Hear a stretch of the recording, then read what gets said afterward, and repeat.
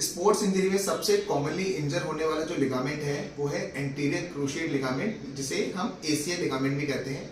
Maximum times ये football खेलते हुए या कोई भी स्पोर्ट्स खेलते हुए सबसे कॉमनली इंजर होने वाला ये लिगामेंट है।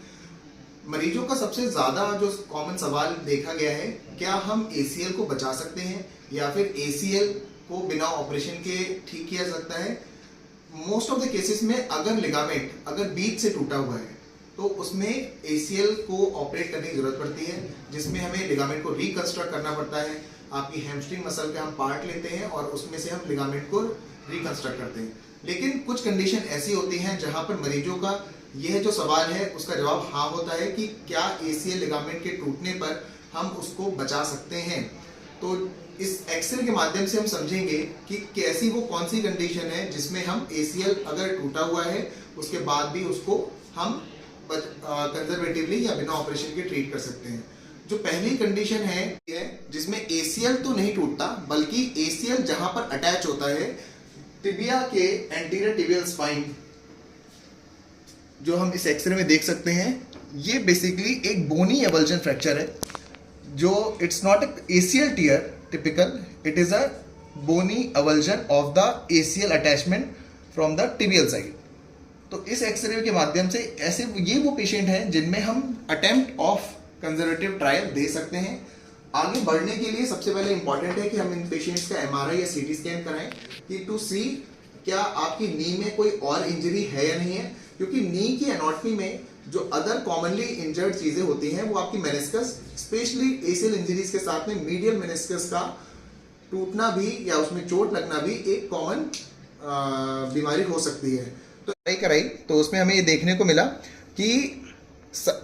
एसीएल के बोनी एवल्जन फ्रैक्चर के साथ साथ में you can see a fracture line और एडिमा जो ट्रेवर्स कर रहा है मेटाफिजियल रीजन टिबिया के। इसीलिए आप इन इंजरीज को केवल एक्सरे के बेसिस पे ट्रीट ना करें।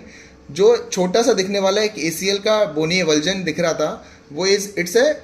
Incomplete fracture of the proximal tibia which has a even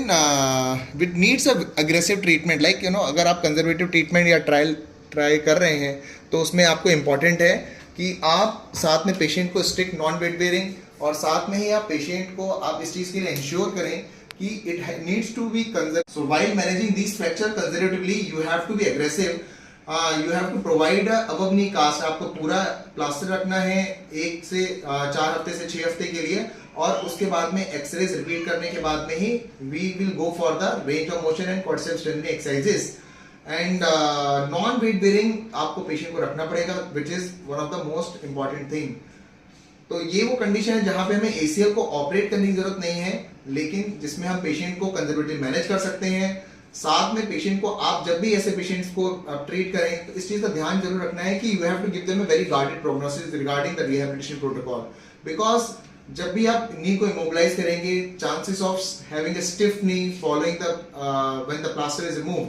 तो इस चीज को हमेशा पेशेंट को एक गाइडेड प्रोग्नोसिस दें और रिहैबिलिटेशन प्रोटोकॉल के बारे में जरूर बताएं कि घुटने को मुड़वाने के लिए you will need aggressive physiotherapy, और इसी के साथ में धीरे धीरे वंस योर एसीएल और बोनी जो फ्रैक्चर्स हैं वो ठीक हो जाएंगे उसके बाद में you can go for a vigorous physiotherapy. Thank you.